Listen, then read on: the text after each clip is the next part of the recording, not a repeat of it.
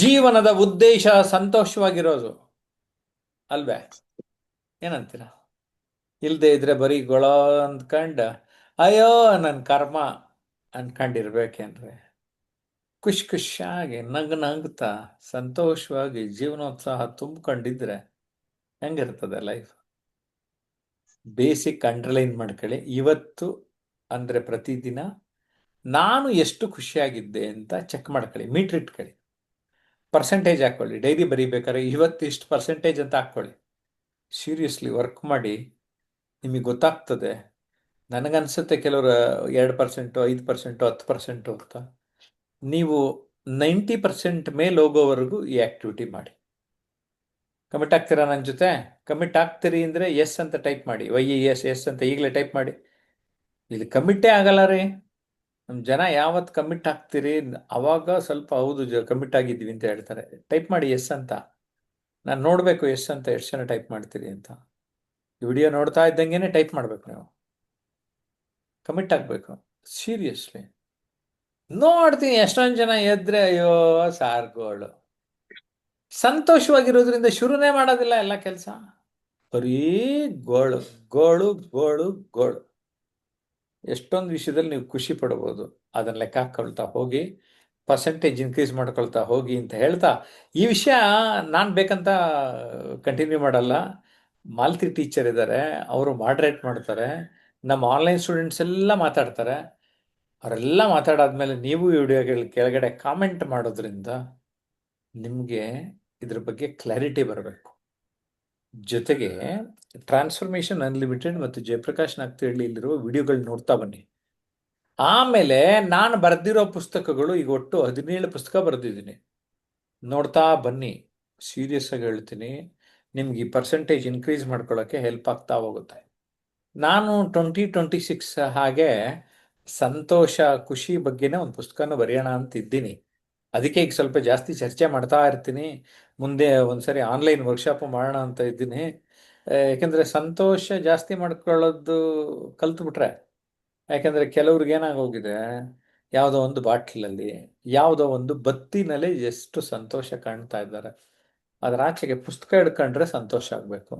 Online class, offline class, learning ಬಂದರೆ wow ಅಂತ ಅನ್ನಿಸ್ಬೇಕು. ಒಂದು ಪ್ರಯಾಣ ಮಾಡಿದ್ರೆ ಖುಷಿ ಅನ್ನಿಸ್ಬೇಕು. ಪ್ರವಾಸ ಹೋದರೆ ಒಂದು ಖುಷಿ ಅನ್ನಿಸ್ಬೇಕು. ಸ್ನೇಹಿತರ ಜೊತೆ ಮಾತಾಡಿದ್ರೆ ಖುಷಿ ಅನ್ನಿಸ್ಬೇಕು.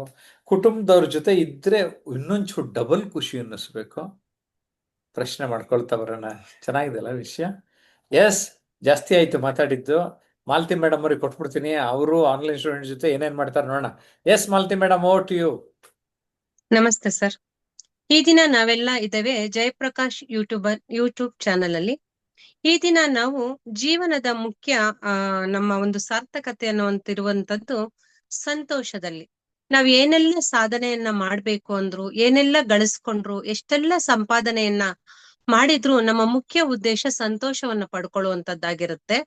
ನಾವ್ ಎಷ್ಟೆಲ್ಲ ಸಾಧನೆಯನ್ನ ಮಾಡಿ ಎಷ್ಟೋ ಒಂದು ನಮ್ಮ ಜೀವನದಲ್ಲಿ ಅಭಿವೃದ್ಧಿಯನ್ನು ಸಾಧಿಸಿದ್ರು ನಮಗೆ ಸಂತೋಷ ಅನ್ನುವಂಥದ್ದಿಲ್ಲ ಅಂದ್ರೆ ನಾವು ಮಾಡಿರುವ ಸಾಧನೆ ಎಲ್ಲಾನು ವ್ಯರ್ಥ. ನಾವು ಸಂಪಾದನೆ ಮಾಡಿರುವಂತ ಎಲ್ಲ ಸಂಪನ್ಮೂಲವು ನಮಗೆ ಯಾವುದೇ ರೀತಿಯ ಖುಷಿಯನ್ನ ತಂದು ಕೊಡೋದಿಲ್ಲ. ಈ ಒಂದು ವಿಷಯವಾಗಿ ಚರ್ಚಾಂಶವಾಗಿ ಈ ದಿನ ಇಟ್ಕೊಂಡಿದ್ದೇವೆ. ನಮ್ಮ ಜೊತೆಗೆ ನನ್ನ ಸ್ನೇಹಿತರ ಅನೇಕ ಕಲಿಕಾರ್ಥಿಗಳು ಇದ್ದಾರೆ. ಅದರಲ್ಲಿ ಮೊದಲಿಗೆ ಶೈಲಾ ಮೇಡಮ್ ಅವರನ್ನ ಕೇಳ್ತೇನೆ. ಈ ದಿನದ ಟಾಪಿಕ್ ಅವ್ರಿಗೆ ಏನ್ ಅನ್ಸ್ತು, ಈ ಒಂದು ವಿಚಾರವಾಗಿ ಅವ್ರು ಏನೆಲ್ಲ ತಮ್ಮ ಅಭಿಪ್ರಾಯವನ್ನ ವ್ಯಕ್ತಪಡಿಸ್ತಾರೆ ಅಂತ ಕೇಳೋಣ. ಈಗ ನಮಸ್ತೆ ಶೈಲಾ ಮೇಡಮ್, ಈ ವಿಷಯದ ಬಗ್ಗೆ ತಾವು ಏನ್ ಹೇಳ್ತೀರಾ? ನಮಸ್ತೆ ಮೇಡಮ್.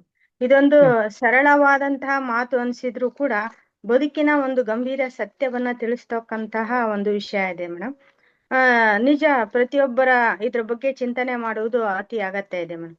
ನಾವೆಲ್ಲ ಬದುಕನ್ನ ಪ್ರತಿಯೊಬ್ರು ಬದುಕ್ತಾ ಇರ್ತೀವಿ. ಆ ಬದುಕಿನ ಉದ್ದೇಶ ಏನು ಅನ್ನೋದನ್ನ ಕೆಲವರು ಮಾತ್ರ ಪ್ರಶ್ನಿಸಿಕೊಳ್ತಾರೆ, ಇನ್ನು ಕೆಲವರು ಜೀವನದ ಜಂಜಾಟದಲ್ಲಿ ಕಳೆದು ಹೋಗ್ಬಿಡ್ತಾರೆ. ಬೆಳಗ್ಗೆಯಿಂದ ಸಂಜೆವರೆಗೂ ಮನುಷ್ಯ 108 ಕೆಲಸಗಳನ್ನ ಮಾಡ್ತಾ ಇರ್ತಾನೆ. ಆತನ ಧಾವಂತಕ್ಕೆ ಕಾರಣಗಳನ್ನ ಹುಡುಕಿದಾಗ, ಈ ಕೆಲಸದ ಉದ್ದೇಶ ಏನಂತ ಹುಡುಕಿದಾಗ ಕೆಲವರು ಹಣ ಆಗಿರ್ಬೋದು, ಮತ್ತೆ ಕೆಲವರು ಕೀರ್ತಿ ಆಗಿರ್ಬೋದು, ಮತ್ತೊಬ್ಬರಿಗೆ ಯಶಸ್ಸಾಗಿರ್ಬೋದು. ಈ ಎಲ್ಲವುಗಳನ್ನ ಪಡೆದುಕೊಂಡ ನಂತರ ಇದರ ಉದ್ದೇಶ ಏನು ಅಂತ ಮತ್ತೆ ಪ್ರಶ್ನೆಯನ್ನ ಹಾಕಿದಾಗ ಬರುವ ಒಂದೇ ಉತ್ತರ ಸಂತೋಷಕ್ಕಾಗಿ. ಮನುಷ್ಯ ಮಾಡುವ ಪ್ರತಿಯೊಂದು ಕೆಲಸದ ಉದ್ದೇಶ, ಅಂತಿಮ ಉದ್ದೇಶ ಸಂತೋಷವನ್ನ ಪಡಿತಕ್ಕಂಥದ್ದು. ಹಾಗಾದ್ರೆ ಈ ಸಂತೋಷ ಅಂದ್ರೆ ಏನು? ಇದೊಂದು ಮಾನಸಿಕ ಸ್ಥಿತಿ. ಆದ್ರೆ ಇವತ್ತು ಒಂದು ತಪ್ಪು ಕಲ್ಪನೆ ಆಗ್ತಾ ಇದೆ. ಸೊ ಈ ಸಂತೋಷನ ಮನುಷ್ಯ ಹೊರಗಿನ ವಸ್ತುಗಳಲ್ಲಿ ಹುಡುಕ್ತಾ ಅವನು ದಣಿತಾ ಇದ್ದಾನೆ, ನಿರಾಶೆ ಆಗ್ತಾ ಇದ್ದಾನೆ, ಹತಾಶ ಆಗ್ತಾ ಇದ್ದಾನೆ. ಸಂತೋಷ ಹೊರಗಿನಿಂದ ಸಿಗ್ತಕ್ಕಂತ ವಸ್ತು ಅಲ್ಲ ಅನ್ನೋದು ಯಾವಾಗ ಮನುಷ್ಯನಿಗೆ ಅರಿವಾಗುತ್ತೋ ಆಗ ಎಲ್ಲ ಒಂದು ಬಂಧನಗಳಿಂದ ಆತ ಮುಕ್ತಿಯನ್ನ ಪಡೆದುಕೊಳ್ತಾನೆ, ಖುಷಿಯ ಭ್ರಮೆಯ ಬಂಧನಗಳಿಂದ. ಹಾಗಾದ್ರೆ ಖುಷಿ ಹೇಗ್ ಪಡ್ಕೋಬಹುದು? ಕೆಲವ್ರು ಹೇಳ್ತಾರೆ, ಪಂಪ ಅವ್ರು ಹೇಳ್ತಾರೆ, ಪ್ರೀತಿ, ಸ್ನೇಹ, ಕರುಣೆ, ಧರ್ಮ ಇವೇ ಸಂತೋಷದ ಮೂಲಗಳಂತ ಹೇಳಿದ್ರೆ, ಈ ನಮ್ಮ KS ನಿಸಾರ್ ಅಹಮದ್ ಅವರು ಹೇಳ್ತಾರೆ, ಸಂತೋಷ ಅನ್ನೋದು ನಮ್ಮ ಒಂದು ಮಾನಸಿಕ ಸ್ಥಿತಿ, ಅದನ್ನ ನಾವು ತಯಾರು ಮಾಡ್ಕೋಬೇಕಂತ. ಹಾಗೆ APJ ಅಬ್ದುಲ್ ಕಲಾಂ ಅವ್ರು ಹೇಳ್ತಾರೆ, ಬದುಕು ಒಂದೇ ದಿನ ಬದಲಾಗಲ್ಲ, ನಮ್ಮ ಹವ್ಯಾಸಗಳನ್ನ ಬದಲಿ ಮಾಡ್ಕೋಬೇಕು, ಹವ್ಯಾಸಗಳು ಬದುಕನ್ನ ಬದಲಿಸ್ತವೆ. ಇದು ಸಂತೋಷಕ್ಕೂ ಅಪ್ಲೈ ಆಗುತ್ತೆ. ನಾವು ನಿತ್ಯ ನಮ್ಮ ಸಂತೋಷವಾಗಿರುವಂತ ಅಭ್ಯಾಸವನ್ನ ಮಾಡಿಕೊಂಡಾಗ ಇಡೀ ಜೀವನ ಏನಾಗುತ್ತೆ, ಒಂದೊಂದೇ ದಿನ ಸಂತೋಷವಾಗಿ ಕಳಿತಾ ಅದು ಕೊನೆಗೆ ನಮ್ಮ ಬದುಕೇ ಆಗ್ಬಿಡುತ್ತೆ. ಹಾಗಾಗಿ ಈ ಸಂದರ್ಭದಲ್ಲಿ ಕೆಲವು ಸಂತೋಷದ 3 ಮಂತ್ರಗಳನ್ನ ಹೇಳ್ಬೇಕಂದ್ರೆ, ಒಂದನೇದಾಗಿ ಬಿಟ್ಟು ಬಿಡುವ ಮಂತ್ರ, ಅಂದ್ರೆ ಲೆಟ್ ಗೋ ಮಾಡೋದು. ನಮ್ಗೆ ಯಾವ್ದು ಖುಷಿಯನ್ನ ಕೊಡಲ್ಲ, ಯಾವ್ದು ನಮ್ಗೆ ಏಳಿಗೆಗೆ ಸಹಕಾರ ಮಾಡಲ್ಲ, ಆ ವಿಚಾರವನ್ನ ನಾವು ಚಿಂತಿಸಿ ಕೊರಗಿ ಉಪಯೋಗ ಇಲ್ಲ. ಹಾಗಾಗಿ ಅದನ್ನ ನಾವು ಬಿಡೋದ್ರಿಂದ ಶ್ರೇಷ್ಠತೆ ಇರುತ್ತೆ. ನಂತರ ನಾವು ಪ್ರಯತ್ನ ಮಾಡೋದು. ನಾವು ಪ್ರತಿಯೊಂದು ಕೆಲಸವನ್ನು ಪ್ರಾಮಾಣಿಕ ಭಾವದಿಂದ ಮಾಡಿದಾಗ ಪ್ರತಿಯೊಂದು ಕೆಲಸನೂ ನಮ್ಗೆ ಖುಷಿ ಅಂತಕ್ಕಂಥದ್ದನ್ನ ಕೊಡುತ್ತೆ. ಕೊನೆಯದಾಗಿ ಇಷ್ಟೆಲ್ಲ ಮಾಡಿದ್ರು ಕೂಡ ನಾವ್ ಅನ್ಕೊಂಡಂಗೆ ಎಷ್ಟೋ ಸಾರಿ ಕೆಲಸಗಳಾಗಲ್ಲ. ಕೊನೆಯ ಮಂತ್ರ ಸ್ವೀಕೃತಿ ಮಂತ್ರ. ಅದೇನಾಗಿದೆಯೋ ಅದೇ. ಒಂದು ಮಾತು ಹೇಳ್ತಾರೆ, ಬಾರದು ಬಪ್ಪದು ತಪ್ಪದಂತೆ. ಹಾಗಾಗಿ ಸ್ವೀಕೃತಿ ಮನೋಭಾವ ಯಾರು ಅಳವಡಿಸ್ಕೊಂಡ್ಬಿಡ್ತಾರೆ, ಅವರು ಪ್ರತಿ ಕ್ಷಣನು ಸಂತೋಷವಾಗಿರೋದನ್ನ ಕಲಿತಾರೆ. ಸಂತೋಷ ಅಂದ್ರೆ ನಮ್ಗೆ ಎಲ್ಲಾ ಇದೆ, ನಾವು ಬಯಸಿದ್ದೆಲ್ಲ ನಮ್ ಜೀವನದಲ್ಲಿ ಇದೆ ಅಂತ ಅರ್ಥ ಅಲ್ಲ. ನಾನ್ ಈಗಾಗ್ಲೇ ಏನು ಹೊಂದಿದ್ದೇನೋ ಅದ್ರ ಬಗ್ಗೆ ಕೃತಜ್ಞತೆಯ ಭಾವ ನನ್ನಲ್ಲಿದೆ ಅನ್ನೋದನ್ನ ತೋರಿಸುತ್ತೆ. ಧನ್ಯವಾದಗಳು. ಧನ್ಯವಾದಗಳು ಶೈಲಾ ಮೇಡಮ್. ತುಂಬಾ ಚೆನ್ನಾಗಿ ಈ ಒಂದು ವಿಚಾರವಾಗಿ ತಾವು ಅಭಿಪ್ರಾಯವನ್ನ ಹೇಳಿದ್ರಿ. ನಾವು ಸಂತೋಷ ಅನ್ನುವಂಥದ್ದು ಹೊರಗಿನ ಒಂದು ಪರಿಸ್ಥಿತಿಯಲ್ಲೆಲ್ಲ ನಮ್ಮ ಒಂದು ಆಂತರಿಕ ಒಂದು ಸ್ಥಿತಿ. ನಾವು ಸಣ್ಣ ಸಣ್ಣ ವಿಚಾರಕ್ಕೂ ನಾವು ಖುಷಿಯನ್ನ ಪಡ್ಬೋದು. ನಾವು ಮನಸ್ಸಿನ ಒಂದು ತೃಪ್ತಿ, ಅಂದ್ರೆ ಹೊರಗಿನ ಪರಿಸ್ಥಿತಿ ಅಲ್ಲ ಅದು, ನಾವು ಮನಸ್ಸಿನ ಸ್ಥಿತಿಯಲ್ಲಿ ನಾವು ಸಂತೋಷವನ್ನ ಅನುಭವಿಸುವಂತದ್ದು ಅಂತ ತಿಳಿಸ್ಕೊಟ್ರಿ. ಶೈಲಾ ಅವರಿಗೆ ಧನ್ಯವಾದಗಳನ್ನ ಅರ್ಪಿಸ್ತಾ, ನಮ್ ಜೊತೆ ಇನ್ನೂ ಒಬ್ಬರು ಸ್ನೇಹಿತರಿದ್ದಾರೆ, ಕಟ್ಟೆ ಹೇರಿಸ್ವಾಮಿ ಅಂತ. ಸರ್, ಕಟ್ಟೆ ಹೇರಿಸ್ವಾಮಿ ಅವರೇ, ಈ ವಿಚಾರ ನಮ್ಗೆ ಈ ದಿನ ಕೊಟ್ಟಿರೋ ಶೀರ್ಷಿಕೆ ಏನು, ಅದು ಪ್ರಸ್ತುತ ನಮ್ಗೆ ಹೇಗೆ ಅದು ಬೇಕಾಗಿದೆ, ಅವಶ್ಯಕ ಎಷ್ಟಿದೆ ಅನ್ನೋದನ್ನ ಬಗ್ಗೆ ಈಗ ಕಟ್ಟೆ ಹೇರಿಸ್ವಾಮಿ ಅವರು ತಿಳಿಸ್ಕೊಡ್ತಾರೆ. ಎಲ್ರಿಗೂ ನಮಸ್ಕಾರ. ಜೀವನದ ಉದ್ದೇಶ ಸಂತೋಷವಾಗಿರ್ಬೇಕು. ಈ ವಿಷಯದ ಬಗ್ಗೆ ನಾವು ಹೇಳೋದಾದ್ರೆ, ನೋಡಿ, ನಿಜವಾಗಿ ನಮ್ಮ ಒಂದು ಜೀವನದ ಮೂಲ ಉದ್ದೇಶನೇ ಸಂತೋಷವಾಗಿರೋದು. ಸಂತೋಷ ಅಂದ್ರೆ ಬರೇ ಹೊರಗಿನಿಂದ ಬರೋದಲ್ಲ, ಅದು ನಮ್ಮ ಒಳಗಿನಿಂದನೇ ಬರಬೇಕು. ಈಗ ನೋಡಿ, ಪ್ರತಿದಿನ ಸ್ವಲ್ಪ ಪ್ರೀತಿ, ಸ್ವಲ್ಪ ಕೃತಜ್ಞತೆ, ಹಾಗೆ ಸ್ವಲ್ಪ ಶಾಂತಿ, ಇವನ್ನೆಲ್ಲ ನಮ್ಮ ಜೀವನದಲ್ಲಿ ಸೇರಿಸ್ಕೊಂಡ್ರೆ ನಮ್ಮ ಒಂದು ಸಂತೋಷವನ್ನ ಜೊತೆಯಲ್ಲೇ ನಾವು ಕರ್ಕೊಂಡು ಹೋಗ್ಬೋದು. ಹಾಗಾಗಿ ಅದಕ್ಕೆ ದೊಡ್ಡನೇ ಸಾಧನೆಗಳು ನಮಗೆ ಬೇಕಾಗೋದಿಲ್ಲ. ಸಣ್ಣ ಸಣ್ಣ ಒಂದು ಚಿಕ್ಕ ಸಾಧನೆಗಳು ನಾವು ಮಾಡಿದ್ರು ಕೂಡ ನಾವು ಸಂತೋಷವನ್ನ ಕಾಣ್ಬೋದು. ಈಗ ನೋಡಿ, ನಗು, ಒಂದು ಸಹಾಯ, ಪ್ರೀತಿ ಇವೆಲ್ಲವೂ ನಮ್ಮ ಜೀವನದಲ್ಲಿ ತುಂಬಾ ಮುಖ್ಯ. ಸಂತೋಷ ಒಂದು ಆಯ್ಕೆ, ಅದನ್ನ ನಾವು ಪ್ರತಿದಿನ ಮಾಡ್ಬೇಕಾಗ್ತದೆ. ಈಗ ನೋಡ್ರಿ, ನಮ್ಮ ಕುವೆಂಪು ಅವರು ಒಂದು ಮಾತು ಹೇಳ್ತಾರೆ, ಸಂತೋಷವೆಂಬುದು ಹೊರಗಿಲ್ಲ, ಅದನ್ನು ಹೃದಯದಲ್ಲೇ ನಾವು ಬೆಳೆಸ್ಕೊಳ್ಬೇಕು ಅಂತ. ಅದೇ ರೀತಿ ನಮ್ಮ ಇವರು ನರಸಿಂಹಾಚಾರ್ಯ ಸರ್ ಹೇಳ್ತಾರೆ. ಅವ್ರು ಏನ್ ಹೇಳ್ತಾರಪ್ಪ ಅಂತಂದ್ರೆ, ಸಂತೋಷಕ್ಕೆ ಕಾರಣ ಹುಡುಕಬೇಡ, ಅದು ನಿನ್ನೊಳಗಿನ ಬೆಳಕು ಇದ್ದಂತೆ. ಹಾಗಾಗಿ ಸಂತೋಷ ನೀ ಎಲ್ಲಿ ಹುಡುಕ್ತಿ ಅಲ್ಲಿದೆ, ಬಟ್ ನೀನು ಹುಡುಕೋದು ಗೊತ್ತಿರ್ಬೇಕು ಅಂತ ಎಷ್ಟು ನಮ್ಮ ಕವಿಗಳು ತುಂಬಾ ಚೆನ್ನಾಗಿ ಅರ್ಥ ಮಾಡಿಸಿದ್ದಾರೆ. ಹಾಗಾಗಿ ಸಂತೋಷ ಅನ್ನೋದು ನಮ್ಮೆಲ್ಲರಿಗೂ ಪ್ರತಿದಿನ ಬೇಕದು, ಒಂದೇ ದಿನ ಅಂತ ಅಲ್ಲ ಅಂತ ನಾನು ಹೇಳಕ್ ಇಷ್ಟಪಡ್ತೀನಿ. ಧನ್ಯವಾದ ಮೇಡಮ್. ಥ್ಯಾಂಕ್ ಯು ಕಟ್ಟೆ ಸರ್. ಹಲವು ಕವಿಗಳು ಹೇಳಿರುವಂತ ಅಭಿಪ್ರಾಯವನ್ನ ಹೇಳ್ತಾ, ಈ ಒಂದು ನಾವು ಸಂತೋಷವನ್ನ ನಾವು ನಮ್ಮ ಮಾನಸಿಕವಾಗಿ ಅಥವಾ ನಮ್ಮ ಮನಸ್ಸಿಂದ ನಾವು ಅನುಭವಿಸುವಂತದ್ದು, ನಾವು ಪ್ರತಿಯೊಂದು ಸಣ್ಣ ವಿಚಾರದಲ್ಲೂ ಸಹ ತುಂಬಾ ಖುಷಿಯಿಂದ ನಾವು ಸಣ್ಣ ಸಣ್ಣ ಒಂದು ಸಾಧನೆಯಿಂದ ಸಣ್ಣ ಸಣ್ಣ ಒಂದು ಅನುಭವಗಳಿಂದ ನಾವು ಖುಷಿಯನ್ನ ಪಡ್ಬೋದು ಅಂತ ಕಟ್ಟೆಯವರು ತುಂಬಾ ಚೆನ್ನಾಗಿ ಅಭಿಪ್ರಾಯವನ್ನ ವ್ಯಕ್ತಪಡಿಸಿದ್ರು. ಥ್ಯಾಂಕ್ ಯು ಕಟ್ಟೆಯ ಸ್ವಾಮಿ ಅವರೇ. ಈಗ ನಮ್ಮ ಜೊತೆ ಪ್ರೇಮಲತಾ ಅನ್ನುವಂತ ಇನ್ನೊಬ್ಬ ನಮ್ಮ ಸ್ನೇಹಿತೆ ಇದ್ದಾರೆ. ಅವರು ಈ ವಿಚಾರವಾಗಿ ಏನು ತಮ್ಮ ಒಂದು ಅಭಿಪ್ರಾಯವನ್ನ ವ್ಯಕ್ತಪಡಿಸ್ತಾರೆ ಅಂತ ಈಗ ಕೇಳೋಣ ಬನ್ನಿ. ನಮಸ್ತೆ ಪ್ರೇಮಲತಾ ಮೇಡಮ್. ನಮಸ್ಕಾರ ಮೇಡಮ್, ಎಲ್ಲರಿಗೂ ನಮಸ್ಕಾರ. ಜೀವನದ ಉದ್ದೇಶ ಸಂತೋಷವಾಗಿರುವುದು. ನಮ್ಮ ಜೀವನದಲ್ಲಿ ಇನ್ನೇನಿದೆ, ಎಲ್ಲರಿಗಿಂತ ಹೆಚ್ಚಾಗಿ ನಾವು ಸಂತೋಷ ಪಡುವಂತದ್ದೇ ನಮ್ದೊಂದು ಸಂತೋಷವಾಗಿರ್ಬೇಕು ಅನ್ನೋದೇ ಒಂದು ನಮ್ಮ ಬಯಕೆ ಆಗಿರುತ್ತೆ. ನಮ್ಮ ನೈಸರ್ಗಿಕದಲ್ಲಿ ಏನ್ ಸಿಗುತ್ತೆ ಅಂದ್ರೆ ಗಾಳಿ, ಬೆಳಕು, ನೀರು ಎಲ್ಲ ಅದು ನೈಸರ್ಗಿಕವಾಗಿ ನಮಗೆ ಸಿಗುತ್ತೆ. ಅದೇ ಸಂತೋಷ ಅನ್ನೋದು ನೈಸರ್ಗಿಕವಾಗಿ ಸಿಗಲ್ಲ. ಅದ್ ನಮ್ಮಿಂದ ನಾವು ಉದ್ಭವ ಮಾಡ್ಕೋಬೇಕು, ನಮ್ಮಿಂದ ನಾವು ನಮ್ಮನ್ನ ಪ್ರೀತಿಸ್ಬೇಕು, ನಾವು ಮಾಡೋ ಕೆಲ್ಸನ ಪ್ರೀತಿಸ್ಬೇಕು. ನಾವ್ ಯಾವ್ದೇ ಒಂದ್ ಕೆಲ್ಸ ಮಾಡ್ಬೇಕಾದ್ರೂ ನಾವು ಎಷ್ಟು ಖುಷಿಯಿಂದ ಮಾಡ್ತೀವಿ ಅಷ್ಟು ಸಂತೋಷ ನಮಗೆ ಸಿಗುತ್ತೆ. 4 ಜನಗಳ ಮಧ್ಯೆ ನಾವ್ ಇರ್ಬೇಕಾದ್ರೆ ನಮ್ಮ ಮನಸ್ಸಿನಲ್ಲಿ ಎಷ್ಟೇ ದುಃಖ ಇದ್ರು ಆ ದುಃಖನ ನಾವು ಇನ್ನೊಬ್ರಿಗೆ ತೋರ್ಸ್ಕೋಬಾರ್ದು. ಎಷ್ಟೇ ದುಃಖ ಇರ್ಲಿ ಅದನ್ನ ನಾವ್ ಇನ್ನೊಬ್ರಿಗೆ ತೋರ್ಸ್ಕೊಂಡಾಗ ನಾವು ಅಲ್ಲಿ ವೀಕ್ ಆಗ್ತೀವಿ. ಹಂಗಾಗಿ ನಾವು ದುಃಖ ಇದ್ರೂ ಪರವಾಗಿಲ್ಲ, ಒಳಗಡೆ ನಾವು ನಗ್ನಗ್ತಾ ಮೇಲ್ಗಡೆ ಸಂತೋಷವಾಗಿ ಇದ್ದೀವಿ ಅನ್ನೋದನ್ನ ನಾವು ವ್ಯಕ್ತಪಡಿಸ್ಬೇಕಾಗುತ್ತೆ. ಮತ್ತೆ ಆ ಸಂತೋಷ ಅನ್ನೋದು ಈ ಜಗದಲ್ಲಿ ದುಡ್ಡು ಕೊಟ್ರೆ ಸಿಗಲ್ಲ. ಈ ದುಡ್ಡಿಗಾಗಿ ಏನೂ ಸಿಗಲ್ಲ. ಸಂತೋಷ ಅನ್ನೋದಂತೂ ಸಿಗೋದೇ ಇಲ್ಲ. ನಾವು ನಮ್ಮ ಮಾಡೋ ಎಲ್ಲಾ ಕರ್ತವ್ಯ ನಿಷ್ಠೆ, ಶ್ರದ್ಧಾ, ಭಕ್ತಿಯಿಂದ ಮತ್ತೆ ಒಂದು ಜನಕ್ಕೆ ಒಂದು ಉಪಯೋಗ ಮಾಡೋದಾಗ್ಲಿ, ಸಹಾಯ ಮಾಡೋದಾಗ್ಲಿ, ಒಂದು ವೃದ್ಧರಿಗೆ ಒಂದು ಸಹಾಯ ಮಾಡೋದಾಗ್ಲಿ, ಪ್ರೀತಿ ವಿಶ್ವಾಸದಿಂದ ಮಾತಾಡ್ಸೋದಾಗ್ಲಿ, ಅವ್ರಗಳ ಜೊತೆ 60 ವರ್ಷ ದಾಟಿದವ್ರ ಜೊತೆ ತುಂಬಾ ಖುಷಿಯಾಗಿ ಮಾತಾಡಿದ್ರೆ ನಮ್ಗೆ ಮನಸ್ಸಿನ ನೆಮ್ಮದಿ ಸಿಗುತ್ತೆ.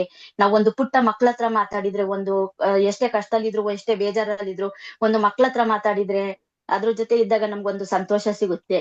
ಮತ್ತೆ ಕೊನೆಯಲ್ಲಿ ನಮ್ಮ ಕುಟುಂಬದವ್ರ ಜೊತೆ ನಾವು ದಿನನಿತ್ಯ ಯಾವ್ದಾದ್ರು ಒಂದು ಟೈಮಲ್ಲಿ ನಮ್ಗೆ ಮನಸ್ಸಿಗೆ ಬೇಜಾರಾದ್ರೂ ಪರವಾಗಿಲ್ಲ, ರಾತ್ರಿ ಎಲ್ಲಾ ಸೇರ್ಕೊಂಡು ಒಟ್ಟಿಗೆ ಕೂತ್ಕೊಂಡು ಊಟ ಮಾಡುವಾಗ ಅದ್ರಲ್ಲಿ ಇರುವಂತ ಸಂತೋಷ ಮತ್ತೆ ಈ ಜಗದಲ್ಲಿ ಏನೇ ಕೊಟ್ರು ನಮಗೆ ಆ ಸಂತೋಷ ಸಿಗಲ್ಲ. ನಮ್ಮ ಪರಿವಾರ, ನಮ್ಮ ಈ ಜಗತ್ತು, ಇದನ್ನ ನಾವು ನಮ್ಮ ಖುಷಿ ಅನ್ನೋದು, ಸಂತೋಷ ಅನ್ನೋ ದೃಷ್ಟಿಯಲ್ಲಿ ನೋಡಿದ್ರೆ ನಮಗೆ ಪ್ರತಿನಿತ್ಯ ಸಂತೋಷ ಸಿಗುತ್ತೆ. ಬೇಜಾರಂತೂ ಯಾರು ದಯವಿಟ್ಟು ಮಾಡ್ಕೋಬಾರ್ದು ಅಂತ ಈ ಸಂತೋಷನ ನಾವು ಸಂತೋಷವಾಗಿ ಸ್ವೀಕರಿಸ್ಬೇಕು ಅಂತ ಹೇಳ್ತಾ ನಾನು ಮಾತು ಮುಗಿಸ್ತೇನೆ. ನಮಸ್ಕಾರ. ಸಂತೋಷವನ್ನ ನಾವು ದುಡ್ಡು ಕೊಟ್ಟು ಎಲ್ಲೂನು ನಾವು ಖರೀದಿಸಲು ಸಾಧ್ಯವಿಲ್ಲ. ಅದು ನಮ್ಮಲ್ಲೇ ಹುಟ್ಟುವಂತದ್ದು. ಪ್ರತಿಯೊಂದು ಕ್ಷಣವನ್ನ ನಾವು ಅನುಭವಿಸ್ತಾ ಸಂತೋಷವಾಗಿದ್ದಾಗ ನಾವು ಮಾನಸಿಕವಾಗಿಯೂ ಚೆನ್ನಾಗಿರ್ತೀವಿ, ಮತ್ತೆ ದೈಹಿಕವಾಗಿಯೂ ಆರೋಗ್ಯವಾಗಿರ್ತೀವಿ ಅಂತ ಮಂಜುಳಾ ಮೇಡಮ್ ಅವರು, ಪ್ರೇಮಲತಾ ಮೇಡಮ್ ಅವರು ತಿಳಿಸ್ಕೊಟ್ರು. ಪ್ರೇಮಲತಾರವರಿಗೆ ಧನ್ಯವಾದಗಳನ್ನ ಅರ್ಪಿಸ್ತೇನೆ. ಈಗ ನಮ್ ಜೊತೆ ಇನ್ನೂ ಒಬ್ಬ ಗೆಳತಿ ಇದ್ದಾರೆ, ಮಂಜುಳಾ ಅಂತ. ಅವರು ಈ ವಿಚಾರವಾಗಿ ಯಾವ ರೀತಿ ತಮ್ಮ ಅಭಿಪ್ರಾಯವನ್ನ ವ್ಯಕ್ತಪಡಿಸ್ತಾರೆ ಅಂತ ಈಗ ಕೇಳೋಣ ಬನ್ನಿ. ನಮಸ್ತೆ ಮಂಜುಳಾ. ನಮಸ್ತೆ ಮೇಡಮ್.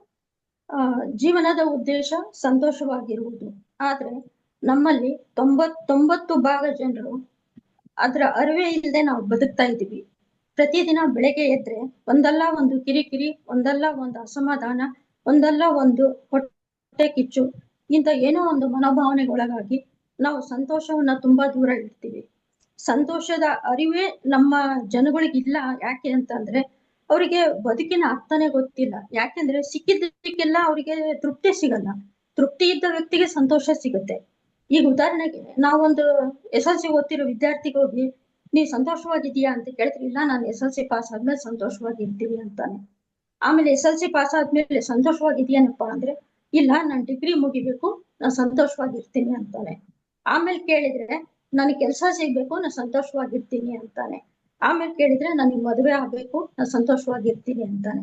ಆಮೇಲೆ ಕೇಳಿದ್ರೆ ನಾನು ಮನೆ ಕಟ್ಟಬೇಕು, ಆಮೇಲೆ ನನಗೆ ಮಕ್ಕಳಾಗ್ಬೇಕು, ಅವ್ರನ್ನ ಓದಿಸ್ಬೇಕು. ಹೀಗೆ ಅವನು ಹುಟ್ಟಿದಾಗಿಂದ ತಾನು ಕೊನೆಗೆ ವಾಪಸ್ ಭೂಮಿಗೆ ಹೋಗೋ ತನಕ ಅವ್ನು ತೃಪ್ತಿ ಅನ್ನೋದನ್ನೇ ಕಾಣಲ್ಲ. ಇನ್ನು ಬೇಕು ಬೇಕು ಅನ್ನೋದ್ರಲ್ಲೇ ಇರ್ತಾನೆ. ಆ ಸಂತೋಷ ಇನ್ನು ಮುಂದೆನೆ ಹಾಕ್ತಾ ಹೋಗ್ತಾನೆ. ಅವ್ನ ಸಂತೋಷ ಇರೋ ಸಂತೋಷನ ಅನುಭವಿಸೋದೇ ಇಲ್ಲ. ಇಲ್ಲಿ ಅಡಿಗರು ಒಂದ್ ಮಾತು ನಮಗೆ ನೆನಪಾಗುತ್ತೆ, ಇರುವುದೆಲ್ಲವಾಗಿ ಬಿಟ್ಟು ಇರದುದರೆಡೆಗೆ ತುಡಿಯುವುದೇ ಜೀವನ.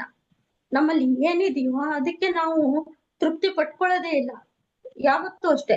ಯಾವಾಗ ನಮ್ಮ ಮಟ್ಟ ಕೆಳಗಾಗಿರುತ್ತೋ ನಾವು ನಮ್ಗಿಂತ ಕೆಳಗ್ ನೋಡಿ ನಾವು ತೃಪ್ತಿ ಪಟ್ಕೋಬೇಕು. ಇಲ್ಲ ನಾವು ನಮ್ಗಿಂತ ಮೇಲ್ ನೋಡ್ತೀವಿ, ಅವಾಗ ಹೊಟ್ಟೆ ಕಿಚ್ಚು, ಅಸಹನೆ ಇವೆಲ್ಲ ಮನುಷ್ಯನ ತುಂಬಾ ಅವನ ದುಃಖಕ್ಕೆ ಈಡ್ ಮಾಡ್ತವೆ.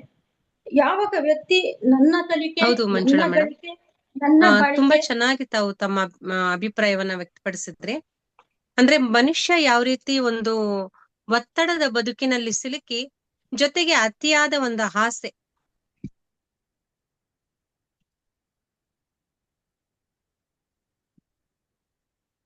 ಸಾಧನೆಯನ್ನ ಅವನೇನ್ ಮಾಡ್ತಿದ್ದಾನೆ, ಮೊದಲ ಮೆಟ್ಟಿಲಿನ ಸಾಧನೆಯನ್ನ ಏನ್ ಮಾಡ್ತಿದ್ದಾನೆ, ಮರೀತಿದ್ದಾನೆ.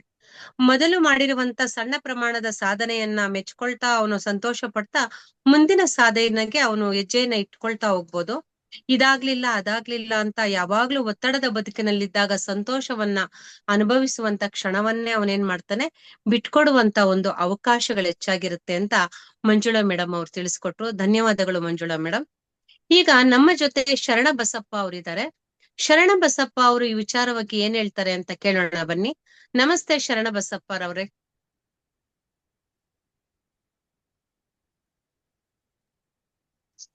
ಸಂತೋಷ ಯಾವಾಗಲೂ ಏನು ಕೆಲಸ ಮಾಡುವ ಆಗಲಿ ಯಾವುದರಲ್ಲಿಯೂ ನಾವು ಸಂತೋಷವಾಗಿ ಒಂದು ದಿನ ಶುರುವಾತ ಆಗ್ಬೇಕಾದ್ರೆ ಬೆಳಗ್ಗೆಯಿಂದ ಸಾಯಂಕಾಲವರೆಗೂ ಯಾವುದೇ ಕೆಲಸ ಮಾಡಿರಲು ಅದರಲ್ಲಿ ನಾವು ಮನಸ್ಸಿನಿಂದ ಯಾವುದೇ ಕೆಲಸ ಮಾಡಿದ್ರು ತುಂಬಾ ಸಂತೋಷದಿಂದ ನಾವು ಮಾಡ್ಬೋದು.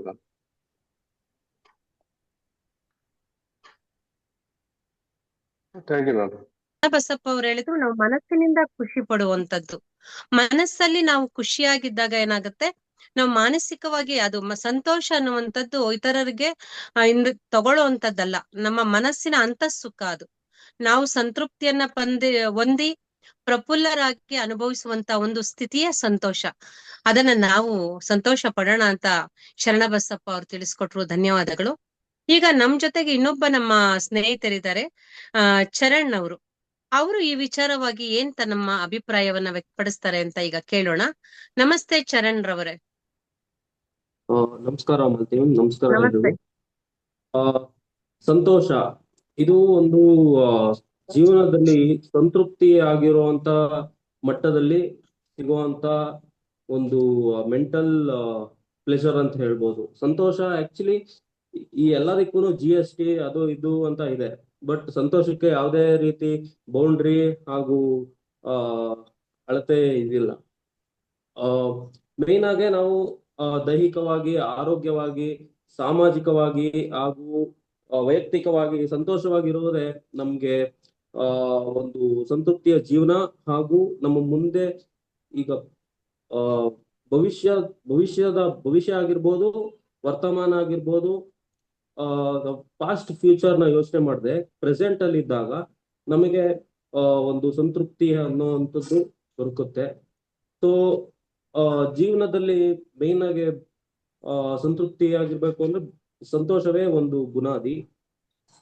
ಸಂತೋಷವಾಗಿರುವುದು ಬರೀ ಅದೃಷ್ಟವಂತರು ಹಾಗೆ ಅಲ್ಲ, ನಾವು ನಮ್ಮ ಒಂದೊಂದು ಹೆಜ್ಜೆನೂ ಕೂಡ ನಾವು ಖುಷಿಯಿಂದ ಮಾಡಿದಾಗ ಒಂದು ಪಾಸಿಟಿವ್ ಆಗಿ ಕೆಲಸ ಆಗೋದಾಗಿರ್ಬೋದು, ಹಾಗೆ ನಾವು ಇನ್ನೊಬ್ರಿಗೆ ಒಳ್ಳೇದ್ ಬಯಸೋದಾಗಿರ್ಬೋದು, ಅದೆಲ್ಲವೂ ನಮ್ಗೆ ಸಣ್ಣ ಸಣ್ಣ ಒಂದೊಂದು ಹನಿ ಗೂಡಿದರೆ ಹಳ್ಳ ಅನ್ನೋ ಹಾಗೆ ಒಂದೊಂದು ಚಿಕ್ಕ ವಿಷಯದಲ್ಲೂ ಸಂತೃಪ್ತಿ ಪಟ್ಟಾಗ ನಾವು ಸಂತೋಷವಾಗಿ ಜೀವನ ಮಾಡ್ತಾ ಇದೀವಿ ಅನ್ನೋಂತ ಒಂದು ಮನಸ್ಥಿತಿ ಬರುತ್ತೆ. ಆದ್ರಿಂದ ಸಂತೋಷವಾಗಿರ್ಬೇಕು. ಹುಟ್ಟಿದಾಗ ಹತ್ತು ಬಂದಿರ್ತೀವಿ, 10 ಜನನ ಹಾಗೂ ಅಳಿಸಿ ಇದು ಮರಣ. ಸೊ ನಡುವೆ ಸಂತೋಷವಾಗಿರುವುದೇ ಜೀವನ. Thank you. ಓಕೆ ಚರಣ್ ಅವರು, ಸಂತೋಷಕ್ಕೆ ಒಂದು ಗಡಿಯಾಗ್ಲಿ ಎಲ್ಲೇ ಆಗ್ಲಿ ಇಲ್ಲ. ಸಂತೋಷವನ್ನ ನಾವು ಎಲ್ಲದಕ್ಕೂ ಒಂದು ಮಿತಿ ಅನ್ನೋದಿರುತ್ತೆ, ಇಷ್ಟು ಸಾಧನೆ ಅಂತ ಲಾಸ್ಟ್ ಅಂತ. ಸಂತೋಷಕ್ಕೆ ಯಾವುದೇ ಗಡಿ ಇಲ್ಲ, ಮಿತಿ ಇಲ್ಲ. ಅಂದ್ರೆ ನಮ್ಗೆ ಎಷ್ಟು ಇಷ್ಟನೋ ಅಷ್ಟು ಉಲ್ಲಾಸವಾಗಿರ್ಬೋದು, ಅಷ್ಟು ಸಂತೋಷವಾಗಿರ್ಬೋದು. ಅದನ್ನ ಇದೇ ಸಮಯದಲ್ಲಿ ನಾವು ಸಂತೋಷವಾಗಿರ್ಬೇಕು ಅಂತಾನೂ ಮಿತಿ ಇಲ್ಲ. ಈಗ ದಿನದ ಎಲ್ಲಾ ಒಂದು ಸಮಯದಲ್ಲೂ ನಾವು ಖುಷಿಯಾಗಿ ಇರ್ಬೇಕು ಅನ್ಸ್ದಾಗ ಖುಷಿಯಾಗಿ ಇರ್ಬೋದು. ಚರಣ್ ಅವರು ತಮ್ಮ ಅಭಿಪ್ರಾಯವನ್ನ ತುಂಬಾ ಸೊಗಸಾಗಿ ವ್ಯಕ್ತಪಡಿಸಿದ್ದಾರೆ. ಚರಣ್ ಅವರಿಗೆ ಧನ್ಯವಾದಗಳು. ಕೇಳಿದ್ರಲ್ಲ ಎಲ್ಲಾರು ಸ್ನೇಹಿತರೆ, ಈ ಒಂದು ನಮ್ಮ ಎಲ್ಲಾ ಒಂದು ಈ JP ಸರ್ ಅವರ ಒಂದು ಗರಡಿಯಲ್ಲಿ ಪಳಗ್ತಾ ಇರುವಂತ ಎಲ್ಲ ಒಂದು ವಿದ್ಯಾರ್ಥಿ ವೃಂದ ತಮ್ಮ ಅಭಿಪ್ರಾಯಗಳನ್ನ JP ಸರ್ ಕೊಟ್ಟಿರುವಂತ ಒಂದು ವಿಷಯವಾಗಿ ತಮ್ಮದೇ ಆದಂತ ರೀತಿಯಲ್ಲಿ ಅಭಿಪ್ರಾಯವನ್ನ ವ್ಯಕ್ತಪಡಿಸಿದ್ದಾರೆ. ನೀವು ಈ ಒಂದು ಜಯಪ್ರಕಾಶ್ ನಾಗತಿಹಳ್ಳಿ ಯೂಟ್ಯೂಬ್ ಚಾನೆಲ್ ನ ಸಬ್ಸ್ಕ್ರೈಬ್ ಮಾಡ್ಕೊಳ್ಳಿ. ಜೊತೆಗೆ ನಿಮ್ಮ ಒಂದು ಅಭಿಪ್ರಾಯವನ್ನ ಕಾಮೆಂಟ್ ಮಾಡಿ ನೋಡಿ. ನೆಕ್ಸ್ಟ್ ನೋಡೋಣ, ನೆಕ್ಸ್ಟ್ ಮುಂದಿನ ಒಂದು ವಿಷಯದಲ್ಲಿ ಚರ್ಚಾಂಶವಾಗಿ ಭೇಟಿಯಾಗೋಣ. ನಮಸ್ತೆ, ಎಲ್ಲರಿಗೂ ಧನ್ಯವಾದಗಳು.